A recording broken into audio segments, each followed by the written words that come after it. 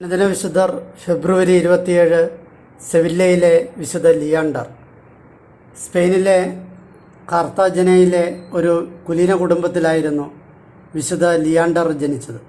ആ ഭവനത്തിലെ 5 മക്കളിൽ ഏറ്റവും മൂത്തവനായിരുന്നു വിശുദ്ധൻ.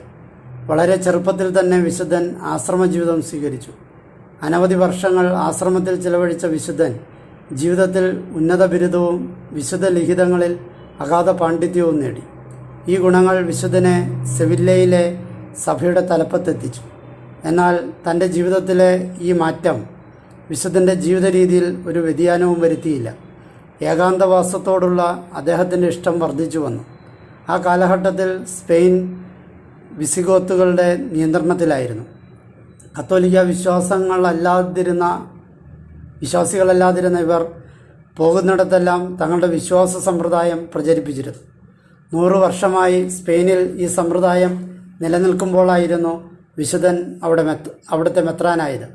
അതുകൊണ്ട് തന്നെ വിശുദ്ധൻ ഏറെ ദുഃഖിതനായിരുന്നു.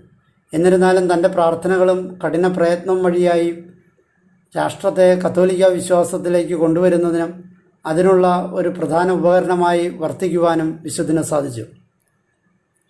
ലിയോ വിജിൽഡ് രാജാവിൻ്റെ മൂത്ത മകനായ ഹെർമൻ ഗിൽഡിനെ മതപരിവർത്തനം ചെയ്തു എന്ന കാരണത്താൽ രാജാവ് വിശുദ്ധ ലിയാണ്ടറിനെ രാജ്യത്തു നിന്നും പുറത്താക്കി. അടുത്ത വർഷം അധികാരത്തിലേറിയ വിശ്വാസം മെത്രാനിൽ നിന്നും ദിവ്യകാരുണ്യം സ്വീകരിച്ചില്ല എന്ന കാരണത്താൽ രാജാവ് തൻ്റെ മൂത്ത മകനെ വധിച്ചു. എന്നാൽ പിന്നീട് പശ്ചാത്താപവിവശനായ രാജാവ് അധികം താമസിയാതെ അസുഖബാധിതനാവുകയും രോഗം ഭേദമാകാനുള്ള എല്ലാ പ്രതീക്ഷയും നശിച്ച രാജാവ് വിശുദ്ധനെ തിരികെ വിളിക്കുകയും ചെയ്തു.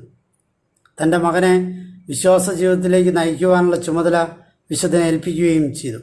അധികം താമസിയാതെ ഈ മകനും കത്തോലിക്ക വിശ്വാസിയാവുകയും അവസാനം വിസിഗോത്തുകളുടെ രാഷ്ട്രം മുഴുവനും കത്തോലിക്ക വിശ്വാസം സ്വീകരിക്കുകയും ചെയ്തു.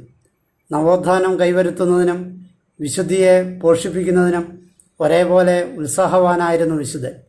അദ്ദേഹം വിതച്ച പ്രോത്സാഹനത്തിൻ്റെയും ഉത്സാഹത്തിൻ്റെയും വിത്തിൽ നിന്നുമാണ് പിൽക്കാലത്ത് ധാരാളം രക്തസാക്ഷികളും വിശുദ്ധരും ഉണ്ടായത്.